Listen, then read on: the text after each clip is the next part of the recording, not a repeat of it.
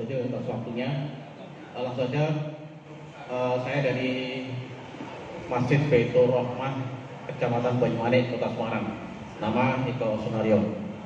Pertanyaan saya, yang kami kenal Jogokarian dan yang viral awal-awal adalah masjid dengan saldo nol. Bagaimana penjabarannya dari Ustaz Jaida mungkin bisa dijelaskan. Terima kasih. Assalamualaikum warahmatullahi wabarakatuh.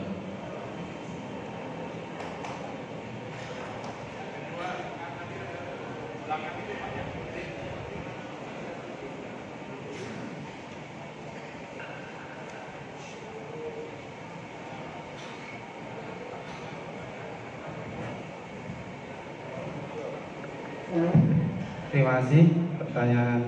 Perkenalkan, saya Abdul Aziz dari Masjid Pondok Al-Quran Banyumanik, Semarang. Yang disampaikan tadi terkait dengan kesejahteraan, kemudian ekonomi ya. Ini untuk kesehatan, terutama untuk kiprah di masjid, apakah sudah ada semacam balai kesehatan atau klinik?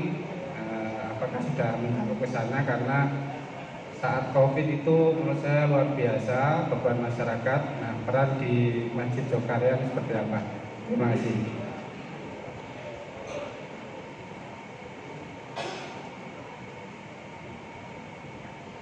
Ya, kurang satu.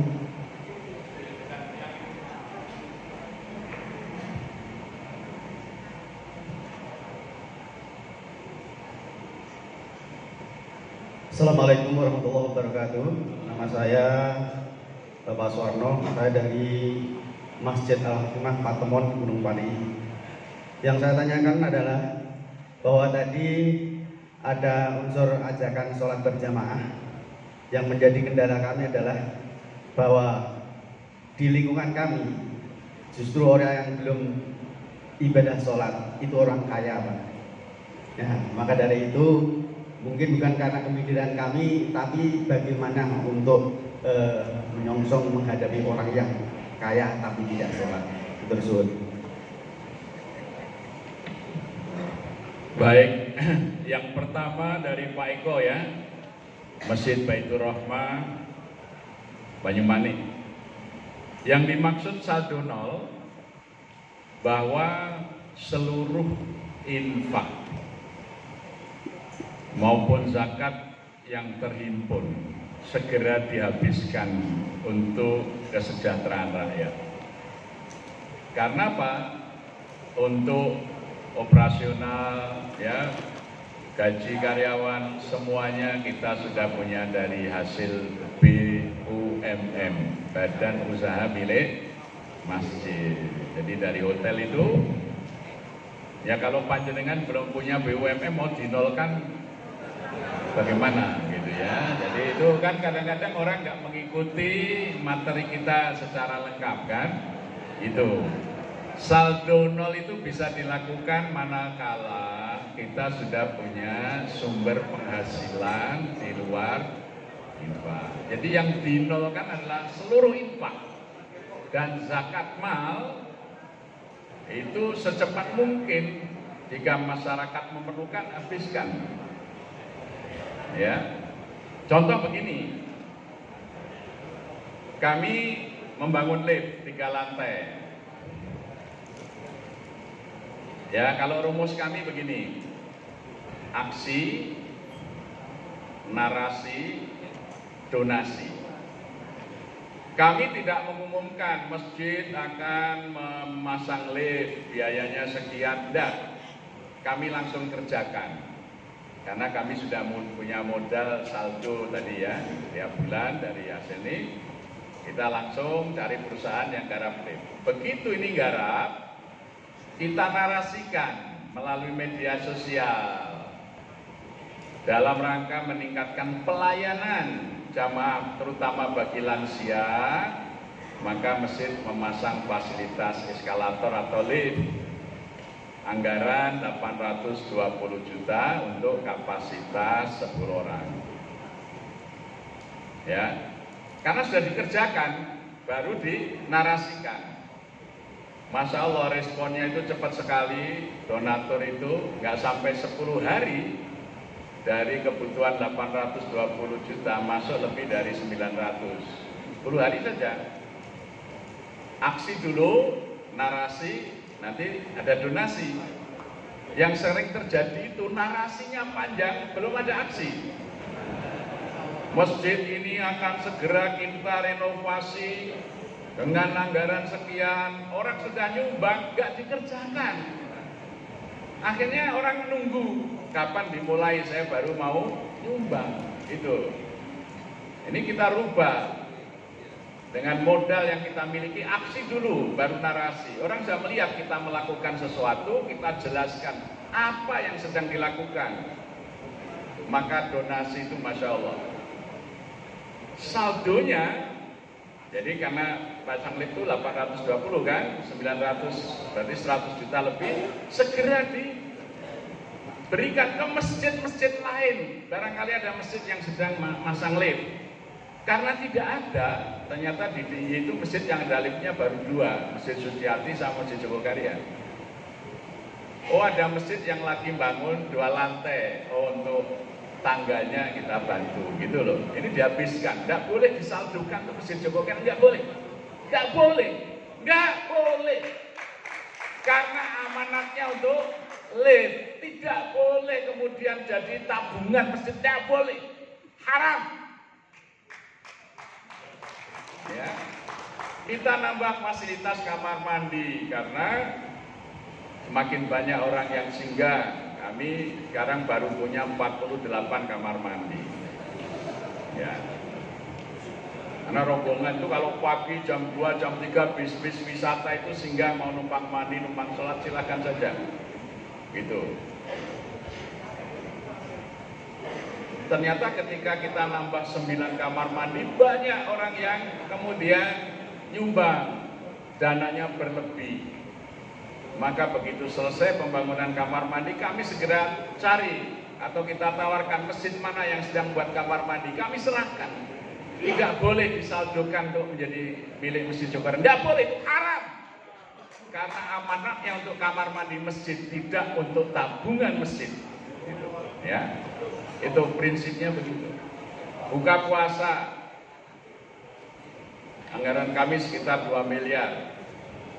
Karena setiap hari minimal 3.500 piring, belum tambahan nanti yang bungkus, kurma.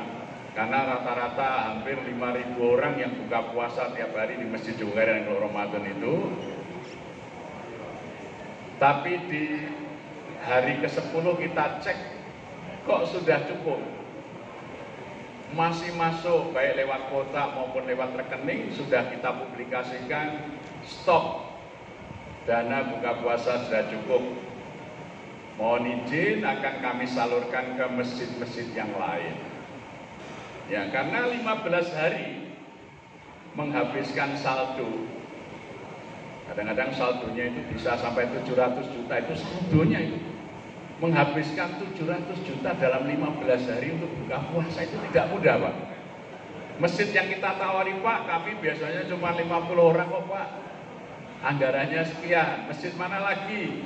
Sampai ada 125 masjid yang kita berikan. Tidak boleh untuk disaldokan, disimpan untuk tahun depan. Tidak boleh. Karena mandatnya, amanatnya buka puasa tahun ini. Tidak untuk tahun depan, tidak boleh. Itu prinsip kami saldo nol itu. Ya. Jadi tidak ada saldo yang menjadi amanat tanggungan kita itu. Ya. Jadi bantuan untuk masjid kalau lebih dari kecukupan yang kita perlukan segera kita salurkan ke masjid-masjid yang lain. Karena ada masjid yang cuma bangun tempat wudhu saja lama gitu ya, nggak rampung-rampung gitu ya. Nah, jadi itu yang pertama tentang saldo nol. Ya, silakan dicoba. Ini banyak sekali masjid yang mencoba menyediakan 1 kotak wakaf. Ini cepat sekali. Masjid Al-Falah Jalan Raya Darmo Surabaya itu bisa 500 miliar dalam 1 tahun. disediakan kotak, bukan kotak biasa, tapi di pintu utama itu disediakan brankas. Jadi itu 100 juta pendelan bisa masuk dan aman gitu, ya. Jadi 1 tahun itu untuk wakaf produktifnya bisa 500 miliar. Yang penting programnya jelas, ya. Untuk apa dibeli aset itu, keamanan aset bagaimana? Makanya kami pilih hotel dulu karena apa? Tanah yang kita beli untuk hotel itu tidak kita memperhitungkan bangunannya biasanya, sehingga harga tanah itu tidak mungkin turun. Jadi kalau toh misalnya hotelnya tidak bisa operasional, dijual tanahnya aja kita masih untung gitu ya. Jadi dari aspek keabadian wakaf itu ada keamanan, kemudian kemanfaatan. Kemudian yang kedua dari Pak Abdul Aziz, ini juga Banyumanik ya, kami sudah lama punya klinik masjid dan berizin, ada dokter, perawat, fasilitas, ada cek asam urat, gula darah, kolesterol, trigliserid, khitanan gratis setiap Sabtu, Ahad atau libur. Jadi kami tidak ada program khitanan massal, tapi siapa mau khitan gratis datang ke Masjid Jogokarian setiap hari Sabtu, Minggu atau hari libur. Kita sudah ada mantri yang berpengalaman memberikan layanan khitan gratis. Jadi tidak khitanan massal, tapi terus kita buka ya. Ini siapa yang mau khitan datang saja, nanti akan dilayani. Di masa Covid, karena salah satu kotak infak kami itu adalah infak kebencanaan. Awal Covid itu saldo untuk kebencanaan ada sekitar 400 juta. Maka kami langsung menyediakan 2 rumah isolasi.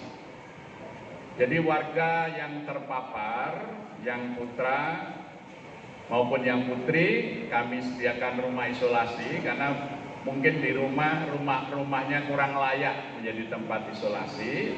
Di situ ada dokter, ada perawat yang mengontrol saturasinya, ya, tensinya tiap hari. Kemudian makan itu kami sediakan dari masjid. Itu bukan hanya 3 kali, kadang sampai 6 kali, itu saja menunya by request. Karena katanya orang Covid makan nggak enak, jadi minta, Pak saya pengen sarapan sate, sediakan. Pak sarapan hari ini kita minta nasi mandi, kita upayakan. Pokoknya kita manjakan mereka yang sedang dalam kondisi terpapar Covid. Semua yang terpapar maupun keluarganya kami beri uang saku selama 14 hari 1 jiwa 500.000. Ya, itu. Kemudian masjid menyediakan oksigen, tabung oksigen itu 60 tabung. Jadi waktu itu ada krisis oksigen di rumah sakit, malah banyak pasien itu ngambil oksigennya di masjid. Kami punya mesin untuk mengisi oksigen juga, ya. Itu. Jadi itu. Kemudian sehari-hari sampai sekarang ada 2 ambulan masjid. Kalau pagi mulai jam 6, ambulan kami menjemputi warga miskin maupun setengah miskin yang cuci darah. Karena mungkin cuci darahnya gratis, tapi dari rumah ke rumah sakit kan transportnya lumayan. Ambulan kami ini tiap pagi keliling 2 mobil ambulan, jemput pasien yang cuci darah, antar ke rumah sakit, jemput pulang. Juga kalau ada orang dimanapun, hari ini tadi pagi saya buka WA, tim relawan medis kita sedang ngantar jenazah dari rumah sakit Sarjito ke Selawi Tegal, ya. Jadi kita semuanya layanan gratis 2 bulan. ya. Dokter, perawat, kami standby di masjid. Jadi tiap hari, Masya Allah banyak sekali permohonan layanan kesehatan. Warga kami kalau sakit, ya misalnya ya, 3 bulan yang lalu ada remaja kecelakaan, pita suaranya putus. Itu BPJS hanya menanggung maksimal 25 juta. Padahal biaya operasinya itu lebih dari 200 juta. Itu masjidlah yang membiayai di atas BPJS itu. Ya.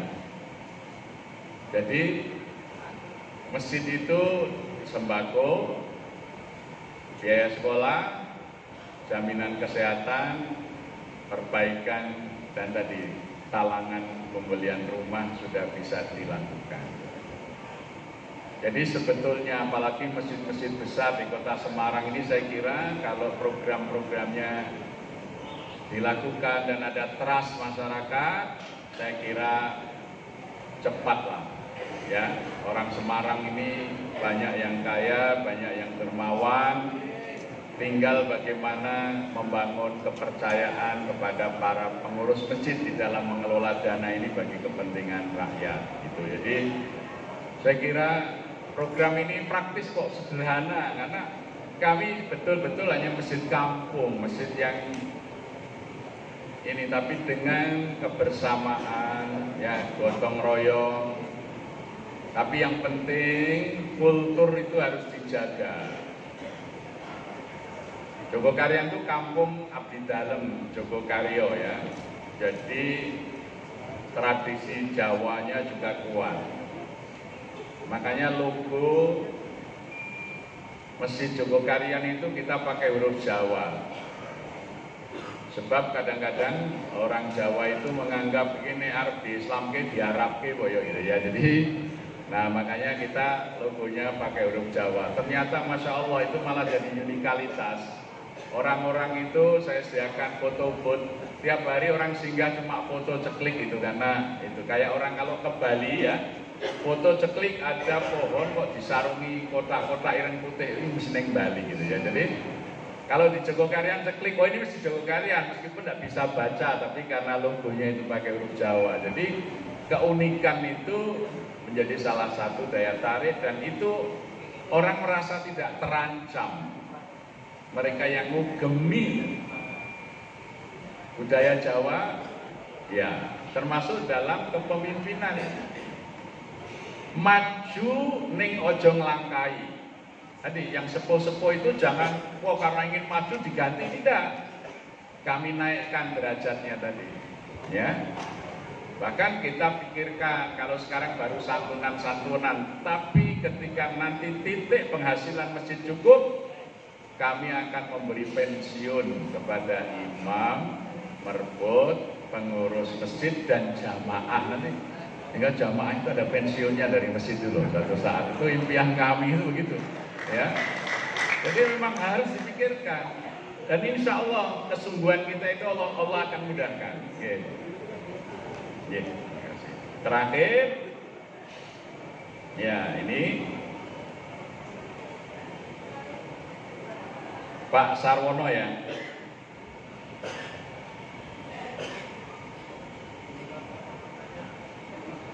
Tadi tentang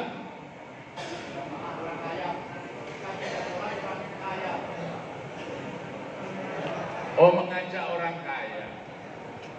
Jadi rumusnya itu S sama dengan F plus atau garis miring K. Sikap seseorang tergantung pada fungsi atau kepentingannya. Kalau tadi orang miskin, kepentingannya dapat santunan, sembako, beras, ya toh, kesehatan, pendidikan. Orang kaya, mereka punya keinginan berperan. Ini yang paling ekstrim, contoh paling ekstrim. Ada suami istri mu'alaf, juara bintang radio TV tahun 80-an. Pekerjaannya dulu di samping dosen diisi adalah pelatih paduan suara di gereja-gereja. Karena juara seriosa dulu. Datang setelah Islam, masuk Islam ke masjid. Dia minder, Pak, saya ini bisa ikut apa di masjid ini? Wong keahlian saya itu ngelatih paduan suara di gereja. Mau adzan suara saya ya seriosa malah ketawa semuanya dengar. Ngaji belum fase. Terus, baik Pak, punya waktu cukup? Punya. Saya akan kumpulkan bapak-bapak, ibu-ibu lansia. Saya buat paduan suara masjid, namanya Senandung Masjid. Ternyata banyak yang berminat tuh. Jadi latihan dari latihan vokal, latihan ini, melatihnya serius. Ya, pertama kali saya adakan konser paduan suara Senandung Masjid. Lama-lama banyak undangan. Sampai waktu Muktamar Muhammadiyah itu juga diminta pramuktamar untuk ya mengisi paduan suara. Di Polda, di Bayangkara itu diundang. Ya, barangkali ini bisa jadi ikhtilaf kalau di masjid lain. Ya, tapi ini contoh saja. Jadi orang itu wah bahagia sekali. Apa yang terjadi? Beliau berdua kebetulan tidak punya putra, terus sepakat, Pak Ustadz, nanti kalau saya sama istri mati, rumah saya wakafkan ke masjid. Karena kecintaannya diberi peran. Dulu orang kaya di Jogokarian itu tidak ada yang masjid. Mereka bangga punya klub sepeda namanya Bintang Mataram Cycling Club gitu. Ya, saya meskipun nggak begitu suka, saya terpaksa beli sepeda ikut gabung. Begitu gabung, oh ini ada Pak Ustadz nih, Mbok, sekali-sekali di sela-sela kita istirahat sepedaan dikasih kultum, ya kasih kultum. Makanya, ayo besok kalau mau berangkat, sholat subuh dulu di masjid. Nanti bareng-bareng mau kemana, istirahat di masjid sana sambil bawa uang untuk sumbangan. Ya, ternyata kemudian klub ini dibubarkan, kemudian dibentuk di masjid. Namanya ya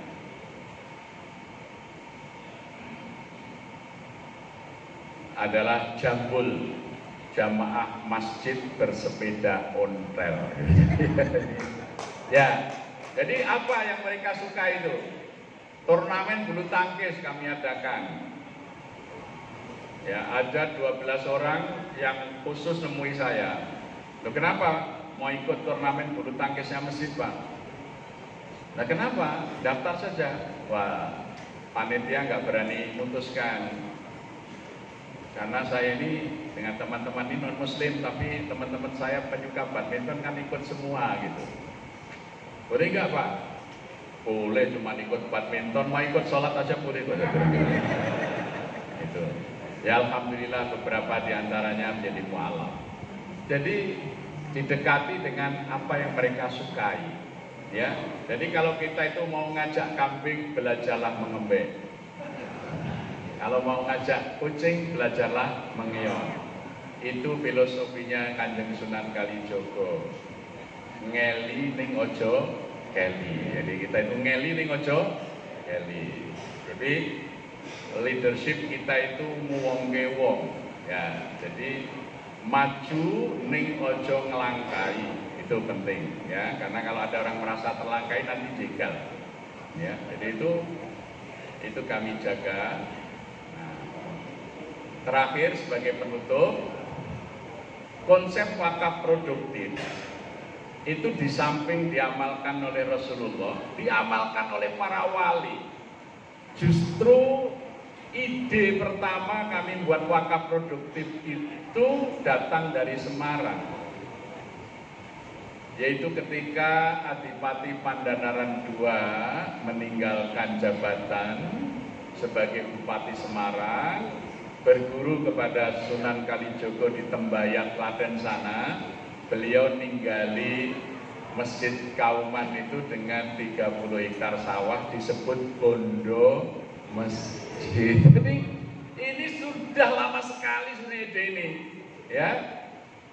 Masjid Kauman itu bondo masjidnya 30 hektar dulu yang ditinggalkan oleh Adipati Pandanaran II. Sebagian sekarang digunakan oleh MAJT ya. Itu kan bagian dari bondo masjid, nggak habis-habis itu. Sunan Ampel itu punya banyak rumah penginapan. Ketika beliau sowan kepada Prabu Brawijaya mengatakan, agama Islam ku ya becik. Sun keparengake sira ngajak ning agama Islam ning aja padha dipeksa. Wis, sira tak kei papat ning Muara Kali Lamong. Nah, Kali Lamong itu muaranya di Surabaya itu. Maka beliau bangun perumahan-perumahan untuk menginap orang-orang yang mau ke Majapahit, karena itu harus lewat kedalaman, karena di wilayahnya ada di pedalaman ya. Itu di Mojokerto, di Trowulan. Tapi masuknya kan lewat Sungai Lamong ini. Nah, Sunan Ampel bangun rumah-rumah inap. Setelah itu baru bangun masjid. Masjid dan dakwahnya dibiayai dari rumah-rumah inap. Tumbuhlah muara Sungai Lamong itu jadi kota Surabaya. Kan gitu, ya. Itu bukan hal baru yang namanya wakaf produktif. Ini diamalkan oleh para wali. Jadi para wali itu tidak membangun masjid dari sumbangan dan infak, tapi dari bondo untuk dakwah itu. Ya. Ini Semarang itu dulu juga dimulai ketika Dampuawang sakit keras, oleh Cengho diturunkan mendarat di Simongan. Dari situlah dakwah mulai dari Toalang, dari Semarang sampai ke ujung timur Lasem, itu semuanya ya dimulai oleh Dampuawang, kemudian Kiai Badat Buwung, Jepara itu dari Bintang atau Pangeran Hadiri, ya itu semuanya begitu kalau kita belajar sejarah. Oleh karena itu sebetulnya kalau kita membuat program wakaf produktif, melestarikan tradisi para wali di dalam mengelola masjid, ya. Jadi tidak tergantung dari infak. Jadi para wali dahulu membangun masjid, merawat masjid itu dari bondo masjid. Mohon maaf kalau ada salah dan khilaf. Aku qouli hada wa nastaghfiruh innahu huwat tawwabur rahim. Assalamualaikum warahmatullahi wabarakatuh. Waalaikumsalam warahmatullahi wabarakatuh.